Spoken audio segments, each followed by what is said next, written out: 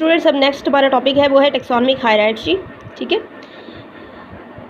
अब टेक्सोनमी आपको पता है कि क्या है, वो ब्रांच है बायोलॉजी की जो डील करती है क्लासिफिकेशन से। अब क्लासिफाइड के लिए ग्रुप बना दिए गए।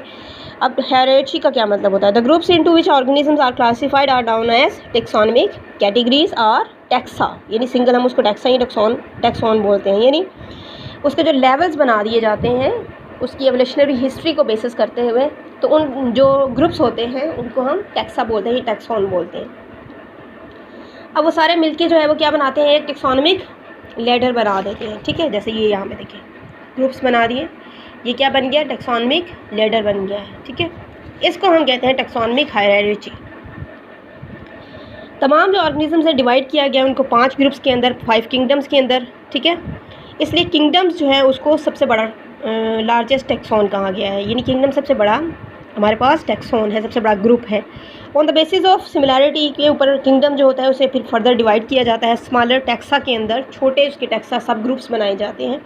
ठीक है, जैसे यहाँ पे आपकी बुक के अंदर देखें, किंगडम के बाद आ जाता है फाइलम। फाइलम क्या चीज़ होती है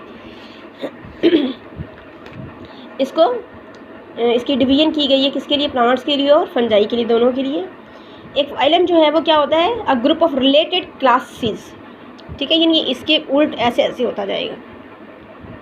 अब क्लास क्या होगी, क्लास क्या होगी, a group of related orders. ठीक है, ऑर्डर क्या होगा, a group of related families.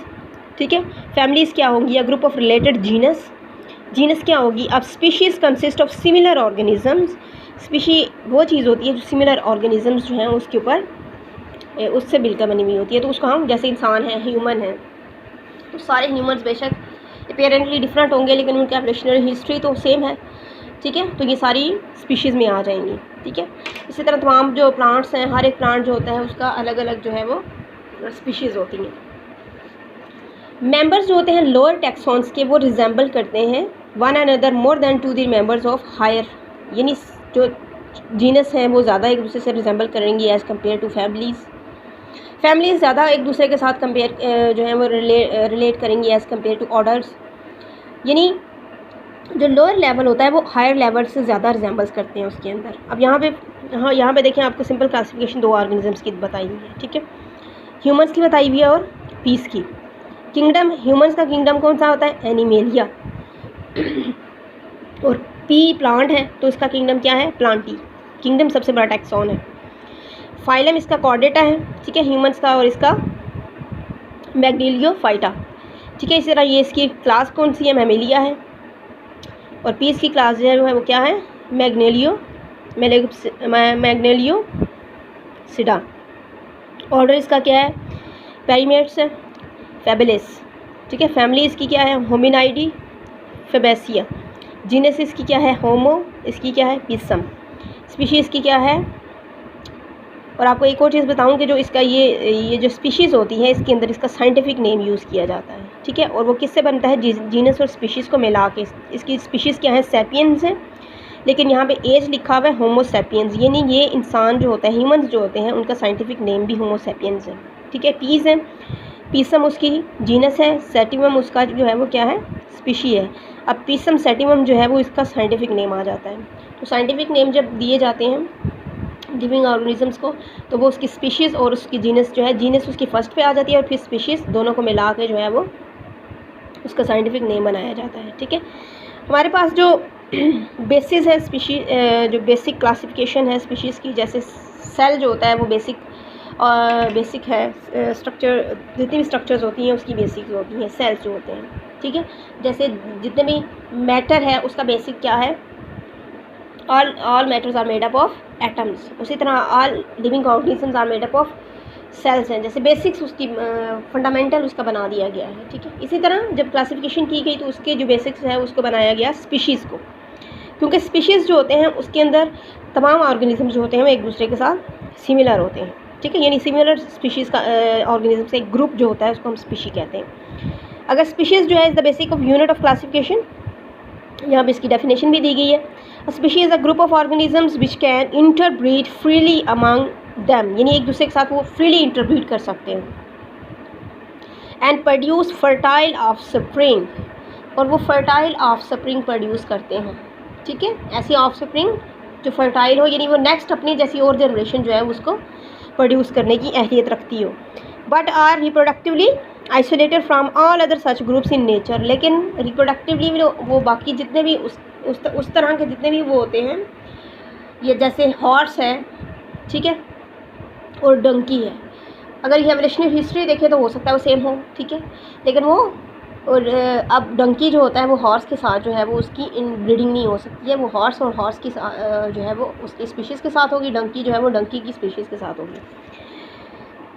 तो वो रिप्रोडक्टिवली अपनी ही जो स्पीशीज़ होती हैं उन्हीं के साथ रिप्रोड्यूस कर सकता है, उन्हीं के साथ मेटिंग कर सकता है, वो दूसरी अपने जैसे जो दूसरे होते हैं उनसे वो जो है वो डिफरेंट होगा, ठीक है। तो ये हमारे पास स्पीशीज़ आ जाती हैं। Each species possesses its own distinct, ठीक है, स्ट्रक्चरल, इकोलॉजिकल और बिहेवियरल कैरेक्टरिस्टिक्स होता है।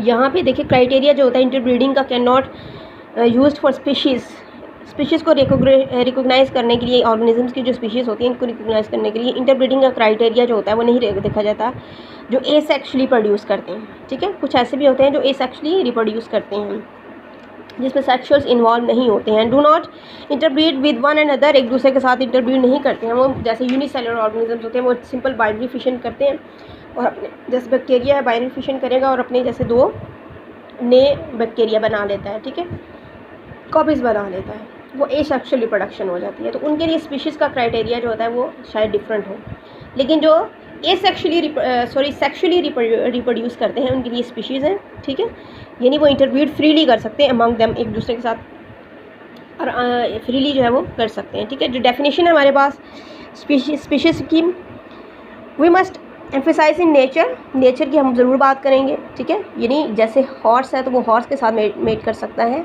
डंकी के साथ नहीं, अगर वो अननेचुरल हो जाएगा ये चीज़। अगर 2 ऑर्गेनिजम्स जो एक डिफरेंट है लेकिन वो क्लोजली रिलेटेड स्पीशीज़ है, उनकी क्रॉस ब्रीडिंग करवा दी जाए आर्टिफिशियल कंडीशंस में, यानी एक डंकी जो है उसकी एक हॉर्स जो है उस फीमेल हॉर्स के साथ जो है वो मेट करवा दिया जाए उसको, तो ये एक अननेचुरल क्रॉस हो जाएगा। इससे जो प्रोड्यूस होगी वो क्या होगी, वो इनफर्टाइल ऑफस्प्रिंग प्रोड्यूस करेगा, वो म्यूल प्रोड्यूस करेगा, जो फर्दर जो है वो अपने जैसे ने जो है वो रिप्रोड्यूस नहीं कर सकेगा, अपनी ऑफस्प्रिंग नहीं प्रोड्यूस कर सकेगा, ठीक है। तो ये एक अननेचुरल सा क्रॉस हो जाता है। इसलिए अगर एक मेल डंकी का एक फीमेल हॉर्स के साथ आप करें तो वो अनफर्टाइल ऑफस्प्रिंग म्यूल प्रोड्यूस करेगा। तो इन नेचर में स्पीशीज़ का होना ज़रूरी है कि वो अपने ही जैसे स्पीशीज़ जो होती हैं उनके साथ ब्रीड करे, ठीक है। अब यहाँ पे देखिए ये टेक्सोनोमिक हायरार्ची दिखाया हुआ है। किंगडम के बाद क्या होता है, phylum, class, order, family, genus, species, ठीक है। तो आपके लिए इसको याद रखना कैसे है, के को आप एक आपको क्यू बता देती हूँ जिससे आप ये याद रख सकते हो। देखिए के जो है अगर हम यहाँ पे डिनोट कर देते हैं, पी फाइलम से पी लिया, क्लास सी, ऑर्डर से ओ, पीसीओ होते थे ना पहले, ठीक है, कॉल वगैरह करने के लिए पीसीओज बने हुए होते थे। एफ फैमिली से एफ ले लिया, जी जीनस और एस से स्पीशीज़। एफ जी आपको पता है FG स्कूल्स है हमारे यहाँ, ठीक है। तो आपको याद कैसे रख सकते हो आप, के से आप कोई भी किरण ऐसे याद रख सकते हो कि किरण PCO किसके करीब है, जो FG स्कूल के। यानी इस ऑर्डर को अगर आपको ऑर्डर याद नहीं रहता है, ये किसका ऑर्डर क्या था, फाइलम के बाद क्या होता है, क्लास के बाद क्या होता है, ये आपको याद नहीं रहता, तो इस शॉर्टकट से आप इसको याद कर सकते हो, किरण PCO FG स्कूल। ये एक आपको आपके पास मेरी तरफ से क्यू है।